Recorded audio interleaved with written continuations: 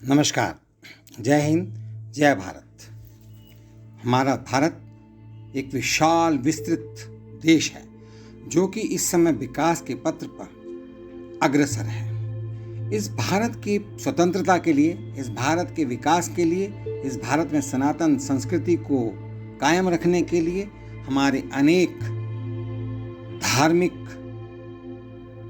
ज्ञानियों ने, संतों ने तथा अनेक गुरुजनों ने अपना जीवन बलिदान कर दिया।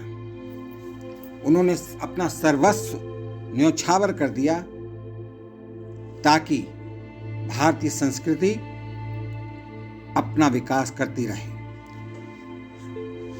भारतीय संस्कृति पर किसी भी प्रकार में कोई कमी ना रहे और उसके विकास के लिए जो उनकी तरफ से बन पड़ सकता था वो उन्होंने किया।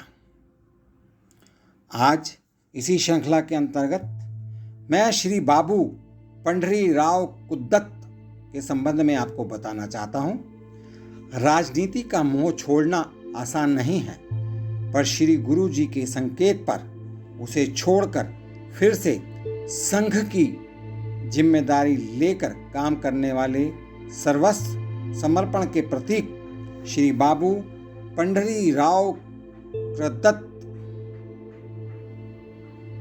के घर हुआ।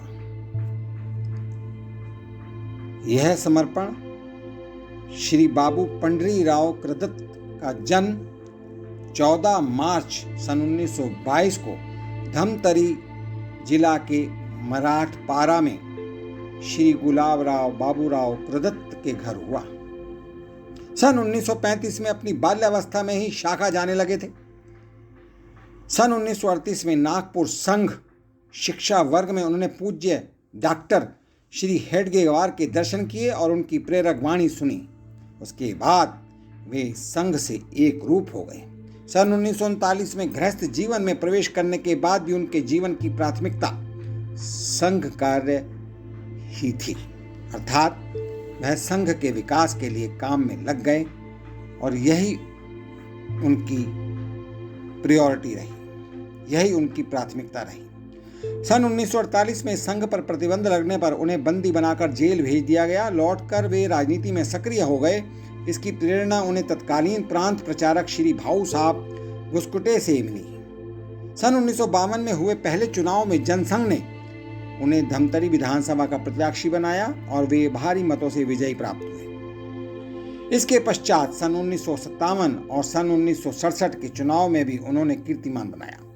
वे विरोधी दल के उपनेता चुने गए, लेकिन सन 1969 में सरसंघचालक श्री गुरु जी के संकेत पर वे राजनीति छोड़कर फिर से संघ के काम में लग गए। रायपुर में हुए एक संभागीय शिविर में श्री गुरु जी ने उन्हें रायपुर विभाग कार्यवाह का दायित्व दिया। वे रायपुर विभाग के सह संचालक और फिर छत्तीसगढ़ प्रांत के संघ चालक भी रहे। पंढरी बाबू का सारा जीवन समाज सेवा को समर्पित था। धमतरी क्षेत्र में शिक्षा के प्रसार में उनका योगदान अविस्मरणीय है, प्रशंसनीय है। धमतरी जिले में चल रहे सरस्वती शिशु मंदिरों की स्थापना और विस्तार में वे सर्वाधिक सक्रिय रहे और उन्होंने उसमें अपना अमूल्य योगदान दिया। सन 1947 में धमतरी में सरकारी हाई स्कूल बनवाने में भी उन्होंने महत्वपूर्ण योगदान दिया और इस क्षेत्र में काफी कार्य किया। उन्होंने श्री गायत्री संस्कृत विद्यालय के लिए तेलीन शक्ति गांव में 55 एकड़ भूमि और एक पक्का भवन दान कर दिया। दुखी व पीड़ित जनों की सेवा के लिए पंढरी बाबू सदा तत्पर रहे और हमेशा तैयार रहा करते थे। धमतरी में कुछ रोगियों को व्यवस्थित रूप से बसाने के लिए उन्होंने रानी बगीचा में 2 एकड़ भूमि दान कर दी। पंढरी बाबू ने अपनी 42 एकड़ भूमि पूज्य श्री गुरु जी को समर्पित कर दी। श्री गुरु जी ने उसे भारतीय कुष्ठ निवारक संघ को देकर बाबू जी को उसका संस्थापक सदस्य बना दिया। पंढरी बाबू रामायण को विश्व की अनुपम कृति मानते थे। मानस के जीवन मूल्यों के प्रचार प्रसार के लिए उन्होंने अहर्निश साधना की, अद्वितीय साधना की। वे मतांतरण के विरोधी थे, अर्थात धर्मांतरण के भी विरोधी थे, पर परावर्तन को घर वापसी मानते थे। छत्तीसगढ़ में परावर्तन के काम को भी उन्होंने गति दी।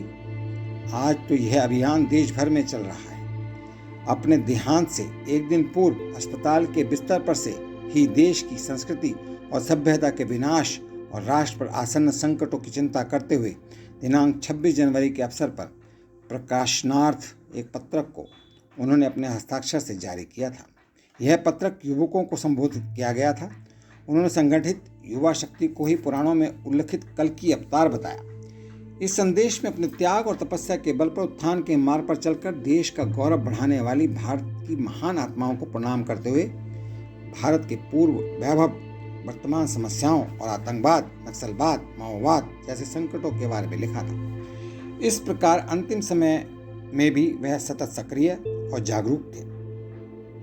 दिनांक 22 जनवरी सन 2009 को 88 वर्ष की सुदीर्घ आयु में श्री बाबू पंडरी राव कृदत्त का शरीरांत हुआ। उनका स्वर्गवास होगा और इस प्रकार से अपना पूरा जीवन संघ के विकास के लिए, देश के विकास के लिए, अपनी सनातन संस्कृति को बचाने के लिए, उसके वर्चस्व को बनाए रखने के लिए उन्होंने अपना पूरा जीवन, अपनी पूरी संपत्ति न्यौछावर कर दी। इस प्रकार के संत, इस प्रकार के सैनिक, इस प्रकार के नागरिक, इस प्रकार के महान महान ज्ञानी बाबू पंडरी राव कृदत्त को हम प्रणाम करते हैं। इन्हीं शब्दों के साथ मैं आप सभी परिवारजनों के लिए मंगल कामना और शुभकामना करता हूँ। आप हमेशा सुखी, स्वस्थ, संपन्न, खुश एवं विकसित होते रहें। इन्हीं प्रार्थना के साथ नमस्कार। जय हिंद, जय भारत।